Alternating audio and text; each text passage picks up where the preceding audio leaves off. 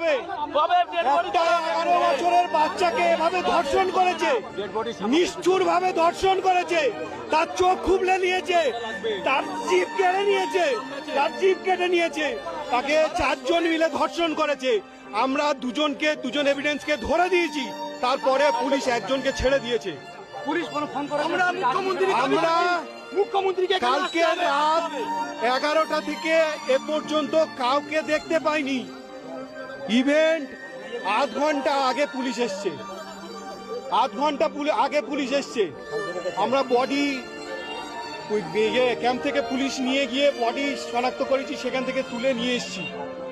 Police ঘুম এখনো ভাঙেনি। একটা 12 বছরের বাচ্চাকে রেপ করেছে 4 জন মিলে। আমরা চাইছি অবিলম্বে ওর ফাঁসি। নমস্কার, সকলের সাথে সমাজের মাঝে এপি অকপট আছে।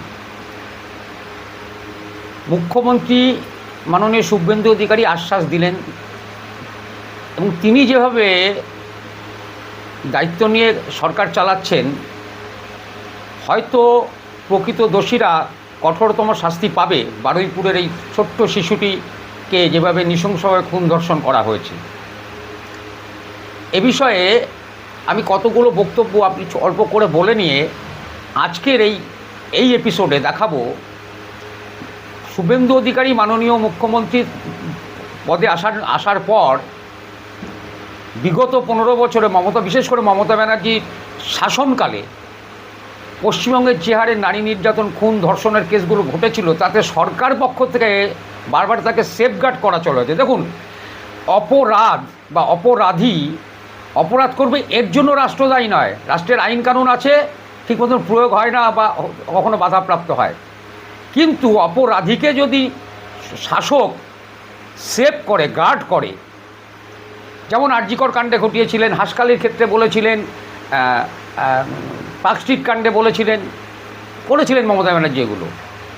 আজকে মমতা ব্যানার্জি যখন মোমবাতি মিছিল করছেন, তখন অনেকেই প্রশ্ন তুলছেন, এই মমতা ব্যানার্জি যখন বিরোধী রাজনীতি করতেন, তিনি যে ধরনের মুভমেন্ট করতেন, সেটা উনি সরকারে আসার পর তার উল্টো 180 ডিগ্রি ঘুরে গেছেন, উনি 360 ডিগ্রি ঘুরে গেছেন উনি। সেটা মানুষ দেখেছে, গোটা বাংলার মানুষ দেখেছে, গোটা দেশ দেখেছে। এত কথা যাব না।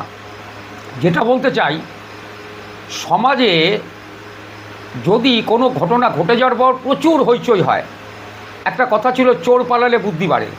কিন্তু একবার ভাবুন তো, সেদিনকে যদি, ওই শনিবারের দিনকে যদি পুলিশ, স্থানীয় পুলিশ, তাদের কাছে যখন অভিযোগ করা হয়েছে বা মেয়েটিকে পাওয়া যাচ্ছে না, তারা যদি একটু তৎপরতা দেখাতেন, তাহলে আজকের এই দিন কি দেখতে হতো? মেয়েটি কি বাঁচত না? যা তথ্য বয়ান আসছে পরিবারের পক্ষ থেকে, মেয়েটির পরিবারের পক্ষ থেকে, মেয়েটির আত্মীয় স্বজন, প্রত্যক্ষদর্শী, এলাকার মানুষ যা বলছেন, পুলিশ যদি সতর্ক ভূমিকা নিতেন, তাহলে আজকের এই দিন ঘটতো না। ঘটে যাওয়ার পর আন্দোলন হচ্ছে, সরকারও তার দায়িত্ব নিয়ে তার ব্যবস্থা করছেন। কিন্তু যদি পুলিশ সেই 15 বছর বা তা আগের মতন পুলিশ তার সেই রোগটা সারাতে পারেনি। অনেকে তো প্রশ্ন তুলছেন যে শুভেন্দু অধিকারী যেভাবে স্টেট ব্যাট করছে, তাতে তাকে বিপাকে ফেলার জন্য সরকারের মধ্যে এখনও অনেক পুলিশ প্রশাসনে বা সমস্ত ক্ষেত্রে অনেক কর্মচারী যারা রয়েছেন, যারা মমতা ব্যানার্জির পদলেহন করে চলতেন, তাদের অনেক প্রশ্ন উঠে যাচ্ছে, তাদেরকে নিয়ে প্রশ্ন উঠছে। এই ধরনের নরকীয় পৈশাচিক ঘটনা ঘটতো না যদি পুলিশ অ্যাক্টিভ থাকতো, পুলিশ সচেতনভাবে এবং সঙ্গে সঙ্গে সিরিয়াসলি কেসটাকে দেখতেন। তাও বলি যে মুখ্যমন্ত্রী কালকে যাবেন সেখানে।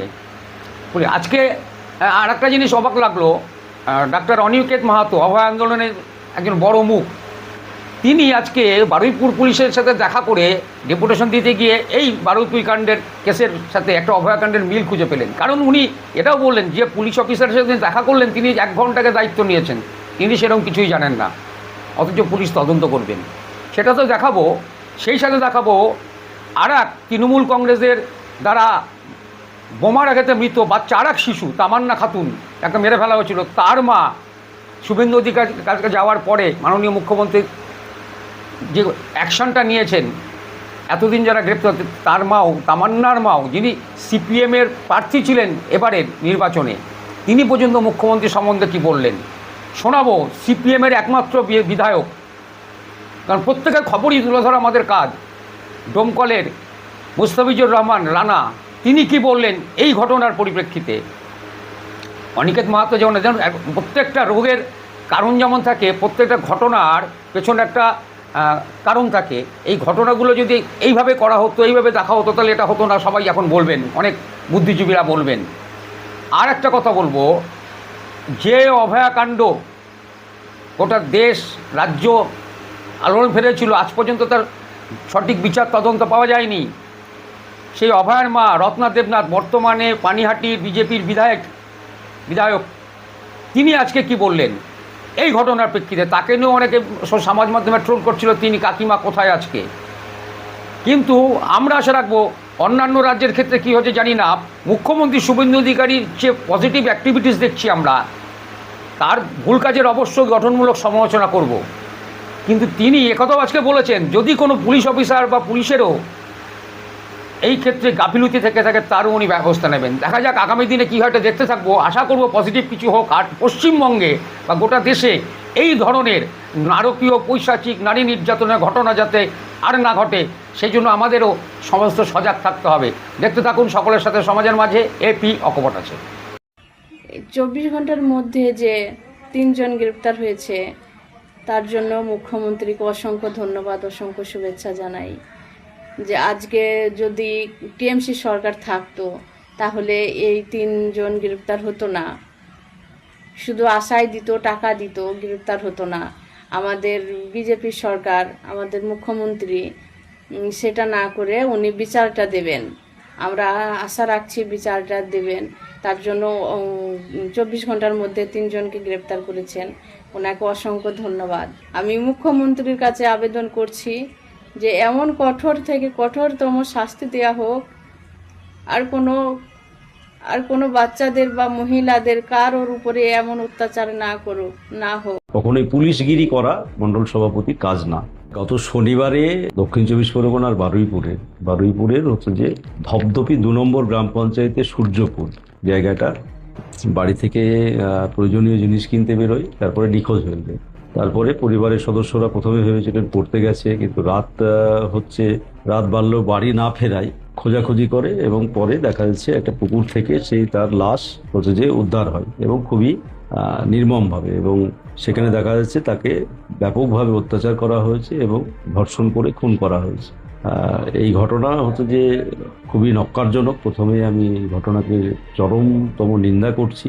আর গত 15 বছর ধরে যে এ রাজ্যে দুষ্কৃতীদের রাজত্ব তৈরি হয়েছিল, সেটা এই ঘটনা আবার প্রমাণ করছে। আর এই ঘটনাতে আরও একটা প্রমাণ হচ্ছে যে বিধানসভায় শুধু গুন্ডা দমন বিল পাশ করলে আইন শৃঙ্খলা সঠিক থাকে না। এর জন্য চাই পুলিশের রিফর্ম, পুলিশের সদিচ্ছা, প্রশাসনের সদিচ্ছা। প্রথমে দুষ্কৃতি হচ্ছে যে নিধন করতে হবে এই রাজ্যে। এইটা সবচেয়ে বড় চ্যালেঞ্জ এই সময়। এই ঘটনা খুবই দুঃখজনক, খুবই নিন্দাজনক। আমি চাই এই ঘটনায় তদন্ত সাপেক্ষে প্রকৃত দোষী ব্যক্তিরা যাতে উপযুক্ত শাস্তি পায় এবং কঠোর থেকে কঠোরতম শাস্তি পায়। সত্যি ঘটনা, ওখানে যখন 3 জন দুষ্কৃতীকে ধরে, তখন বিজেপির ওখানকার মণ্ডল সভাপতি এসে তারপরে পুলিশকে ধমকিয়ে ওখান থেকে দুষ্কৃতীদেরকে ছাড়িয়ে নেয় বা পালাতে সাহায্য করে। এটাও আমার মনে হয় তদন্তের আওতায় আসা উচিত। এটা দেখা দরকার। যদি তৃণমূলের রাজত্বই আবার ফিরে আসে, তাহলে এটা আইনের শাসন কি করে হবে? আমরা দেখেছিলাম মুখ্যমন্ত্রী মমতা বন্দ্যোপাধ্যায় 2011 সালে জেতার পরপরই ভবানীপুর থানায় গিয়ে আসামি ছাড়িয়ে নিয়ে এসেছেন। এখন যদি বিজেপির মণ্ডল সভাপতিরা এই কাজ করে, তাহলে বিজেপির যে নেতারা বড় বড় কথা বলছে 2 মাসের মধ্যে রাজ্যের আইন শৃঙ্খলা ঠিক হয়ে গেছে, দুষ্কৃতীরা টাইট হয়ে গেছে, কাউকে দড়ি বেঁধে ঘোরাচ্ছে, দিয়ে দেখানোর চেষ্টা করছে যে এ রাজ্যে আইন শৃঙ্খলা একদম নিয়ন্ত্রণে, এটা তার প্রমাণ না। মণ্ডল সভাপতির এই কাজ কখনোই পুলিশগিরি করা মণ্ডল সভাপতির কাজ না, যার ফলে এটা নিন্দাজনক ঘটনা। এবারও সকাল থেকে যদি দেখেন আপনি, ওনার পরিবারের পাশে আমাদের বামপন্থী নেতা ওখানকার আউলাইক, যিনি আমাদের সিপিআইএম পার্টির নেতৃত্ব, সে সর্বক্ষণ থেকেছে, মানুষকে সঙ্গে নিয়ে ওখানে প্রতিবাদ করেছে। পুলিশের সাথে অনেক বচসা হয়েছে এই ঘটনা নিয়ে, সেখানেও আমরাই আছি, বামপন্থীরাই ছিল সকাল থেকে বা গতকাল থেকে, আমাদের পার্টির লোকই ওখানে ছিল।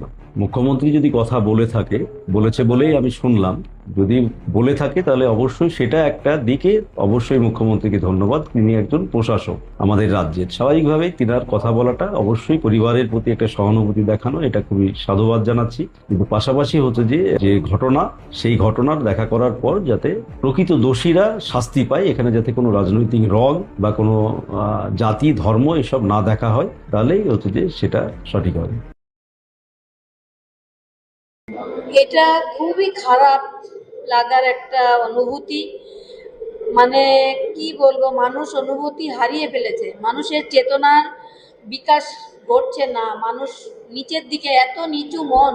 আজকে 13 বছরের একজন কিশোরী বলতে পারি আমরা, তার সাথে এইভাবে এই যে ঘটনা, এটা বেদনাদায়ক খুবই। আমাদের মানে সরকার, যিনি মাত্র 2 মাস এসেছেন, তিনি, আমি বলবো তাকে শক্ত হাতে এগুলোই দমন করা। কেন হবে?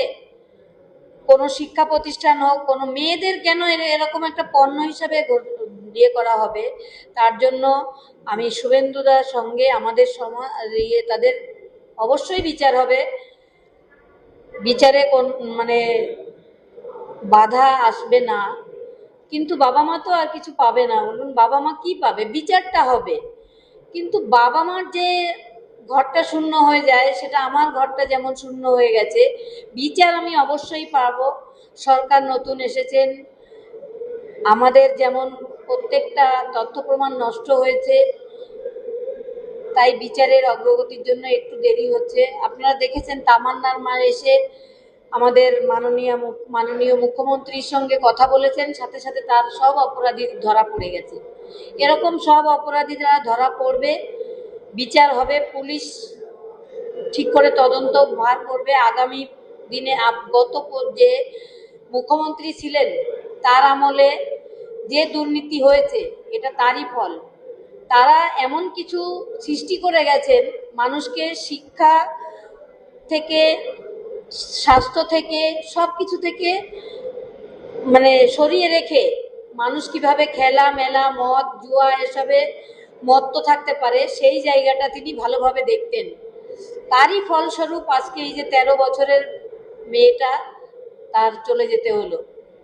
এটা একদম আমি চরম ধিক্কার জানাই এবং এই প্রতিবাদ আমিও করব। এটা সহ্য করার মতো বিষয় নয়। মা বাবা বিচার হবে, কিন্তু মা বাবা কি পাবে?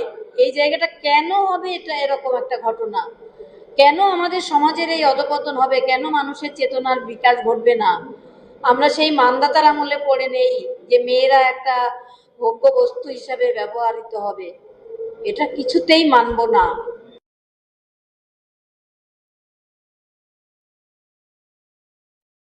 তখন আমরা দেখছি একটু একটু সন্ধ্যা হচ্ছে, মেয়েকে দেখতে পাচ্ছি না, খোঁজাখুঁজি করছি, কোনো মতে কোনো জায়গায় পাচ্ছি না। চারি জায়গায় লোক, আমরা 100-200 লোক বেরিয়ে গেছি, সারা রাত ধরে খোঁজাখুঁজি হচ্ছে, পাওয়া হচ্ছে না। লাস্টে পুলিশ প্রশাসন ওখানে যাওয়া হয়েছিল, ওখান থেকে কোনো সুযোগ সুবিধা পাওয়া হয়নি। তারপরে আমরা এখান থেকে যারা খোঁজাখুঁজি করার পরে ভোর 3টের সময় সিসি ফুটেজ চেক করা হয়েছিল, একজনকে দেখতে পাওয়া গিয়েছিল আমাদের মেয়ের সাথে। তো তাকে কোনো মতে যোগাযোগ করে তার ধরা হয়েছিল, হয়ে আমাদের এখানে সামনে সূর্যপুরে ক্যাম্পে রাখা হয়েছিল। সেখান থেকে মারধর করে আরো 3-4 জনকে নাম তাদের তোলা হয়েছিল। আমরা পুলিশ হেফাজতে 4 জনকে দেওয়া হয়েছিল। তারপরে ওরা খুব মারধর করে সকাল 8টা 8:30 সময় নির্দেশ জানায় যে আমরা মেয়েটাকে আমরা ওই যে পারে আমরা রেখেছি, মুখ বেঁধে রেখেছি।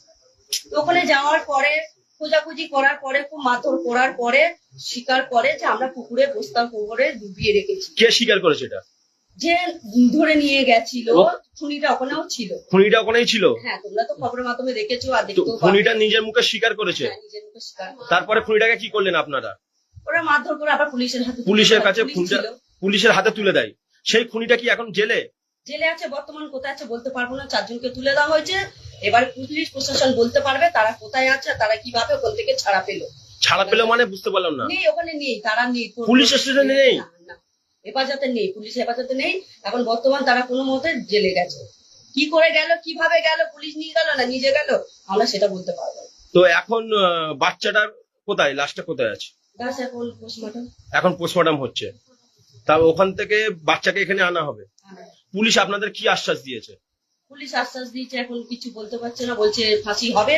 আমরা চাইছি যে আমাদের বাচ্চাদের যেইভাবে কষ্ট দিয়ে ওরা মেরেছে, আমরা চাইছি তাদের ফাঁসি হোক। ফাঁসি হওয়ার জন্য আমরা অনেক আন্দোলন করেছিলাম। তো পুলিশ প্রশাসন থেকে বললো আগে পোস্টমর্টম হবে, তারপরে আমরা 24 ঘন্টার মধ্যে তুলে ওদের ফাঁসি দেবো। এখন আমরা জানি না, পুলিশ প্রশাসন জানে। শুনেছি শুভেন্দু অধিকারী মহাশয় ফোন করেছিল পুলিশকে। হ্যাঁ, পুলিশকে ফোন করেছিল, বলেছিল উনি সব দায়িত্ব নেবে। শুভেন্দু অধিকারী মহাশয় নেবে। আপনি শুভেন্দু অধিকারী মহাশয়কে কি বলতে চান এইসব 4 জন আসামির জন্য? আমি শুভেন্দু অধিকারীদের একটা কথাই বলতে চাই যে দাদা, এই জিনিসটা বাড়াবাড়ি থেকে একটু কমানো হোক, একদমই কমে যাক। যাতে এমন একটা করুন যে এই ফাঁসি হোক ভয়ঙ্কর, সবার সামনে ভালোভাবে ফাঁসিটা তাদের দেওয়া হোক, যাতে কোনো ব্যক্তি যদি কোনো মেয়ের উপরে অত্যাচার করে খুন করে বা ধর্ষণ করে যেন তার হাত পা কাঁপে যে আমি এই কাজটা না করি, তারা যেন ভাবে। আজ কি ধর্ষকদের যেমন শাস্তি প্রাপ্ত সেই শাস্তি না পাওয়ার কারণে এই জিনিসটা বেড়ে চলছে? এই জিনিসটা বেড়ে চলছে, এটা কমাতে হবে।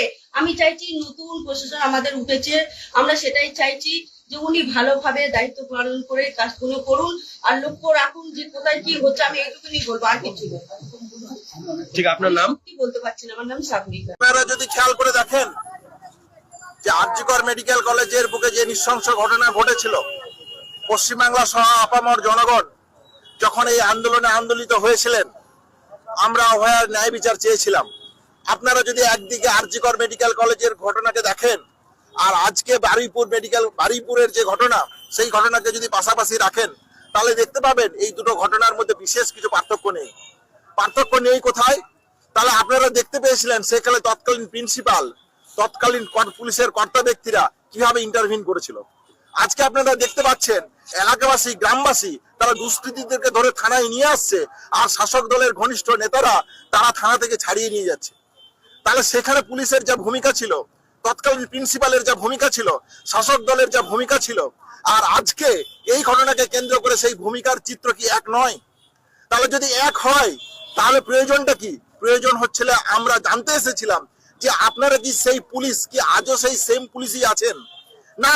পুলিশের মধ্যেও ন্যূনতম পরিবর্তন, মানবিকতা, মূল্যবোধের সঞ্চার, নতুন পরিবর্তনের সরকারের আমলে কি কিছু এসেছে?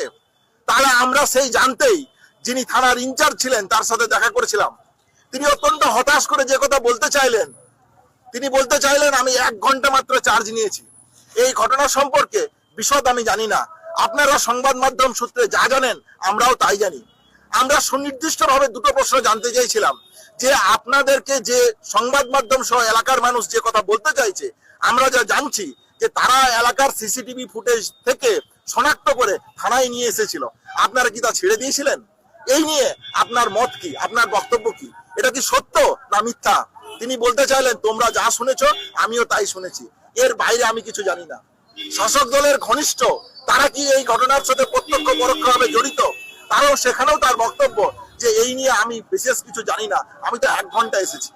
তাহলে যে তদন্ত যিনি করবেন, যিনি থানার ইনচার্জ, যার কর্তব্য রেসপন্সিবিলিটির জায়গা সবচেয়ে বেশি থাকা উচিত, তার যে উদাসীনতার কথা বারবার অভিযোগ আসছে, সেই উদাসীনতা কি সত্য নয়?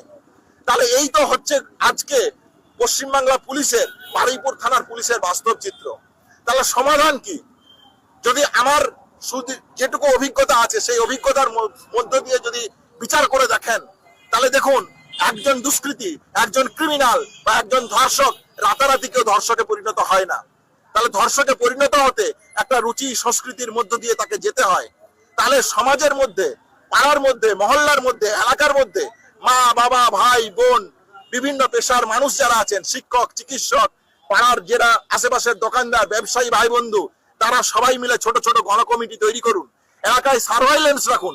একদিনে যেমন ধর্ষক তৈরি হয় না, একদিকে যেমন র্যাপিস্ট তৈরি হয় না, একদিকে যেমন ক্রিমিনাল তৈরি হয় না, একদিনে যেমন মনস্টার তৈরি হয় না, একদিনে দুষ্কৃতী তৈরি হয় না। তাহলে এই জায়গা থেকে যদি প্রতিরোধ আমরা না রাখতে পারি, প্রতিরোধ জায়গা গড়ে তুলতে না পারি, যদি এলাকায় কোনো সংগতি দেখতে পাচ্ছেন কি হয়, এই প্রথমে শুরু হয় একটা টিচিং করে, প্রথমে শুরু হয় 5টা একটা মেয়েদেরকে রাস্তায় দেখতে পেলে 5টা গালিগালাজ দিয়ে, একটু কথা বলে দেখি না কি রেসপন্স। তাহলে এই জায়গায় সক্রিয় পদক্ষেপ নেওয়া প্রয়োজন। এই জায়গায় আমরা এলাকার মানুষ যারা আছি তাদের সচেতন হওয়া প্রয়োজন। তাহলে এইটা হচ্ছে 1 নম্বর দাবি, যেটা আমাদের নিজেদের করা উচিত বলে আমি মনে করি। পাশাপাশি 2 যে কথাটা বলতে চাই যে কেন এত বিক্ষোভ, কেন এত ক্ষোভ, মানুষ কেন নিজেরা সিসিটিভি দেখার পর থানায় দিচ্ছে, তারপর দুষ্কৃতীদের খুঁজে নিয়ে আসতে হচ্ছে? তাহলে প্রশাসনের প্রতি মানুষের বিশ্বাসযোগ্যতা কোন জায়গায় পৌঁছেছে, এইটা আমাদের ভেবে দেখতে হবে। তাহলে এই জায়গা থেকে প্রশাসনের শিক্ষা নেওয়া উচিত যে এই ধরনের ঘটনার ক্ষেত্রে জিরো টলারেন্স তারা নেবে। তারা এইরকম উদাসীনতার ক্যালাসনেসের পরিচয় দেবে না। আমি 1 ঘন্টা আগে এসেছি, আমি এই ঘটনার কিছু জানি না, আপনারা যা জানেন আমরাও তাই জানি। এই যদি বাস্তব চিত্র হয় তাহলে তো সত্যিই তো ন্যায় বিচার কোনো না কোনো ভাবে ক্ষমতার অলিন্দে থেকে চলে যায়। আমরা দেখেছি তৎকালীন ঘটনার ক্ষেত্রে কলকাতা পুলিশের সিপি তদন্ত করছিলেন বিনীত গোয়েল, আমরা দেখেছি সিবিআই তদন্ত করতে এসেছে, আমরা দেখেছি সুপ্রিম কোর্ট এই ঘটনার নাকি মনিটর করছে, তারা day to day live status দিচ্ছে। তাহলে সেই ন্যায় বিচার আজ কিভাবে প্রহসনে পরিণত হচ্ছে? তাহলে এই যদি বাস্তব চিত্র হয়, তাহলে প্রশাসনের দিক থেকে সক্রিয় পদক্ষেপ যদি না নেওয়া হয়, তাহলে মানুষের এই বিক্ষোভ, মানুষের এই ক্ষোভ বাড়বেই। তাহলে দুটো জিনিস অত্যন্ত সুস্পষ্ট ভাবে আমি আপনাদের কাছে আবেদন রাখছি।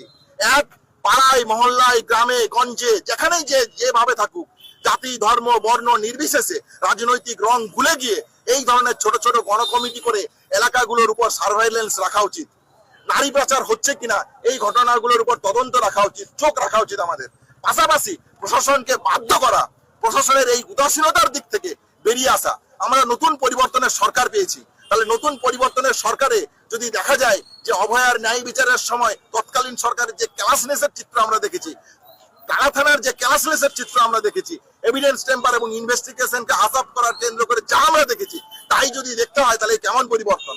তাহলে প্রশাসনকে জিরো টলারেন্স যদি না নেয়, তাহলে এই ধরনের ঘটনার সুনির্দিষ্ট সমাধানের পথে যাব না। তাহলে এই দুটি আবেদন রেখে আমি আমার বক্তব্য শেষ করলাম। আপনারা ভেবে দেখবেন, সহমত যদি হন তাহলে এইভাবে এলাকায় এলাকায় কাজ করা প্রয়োজন।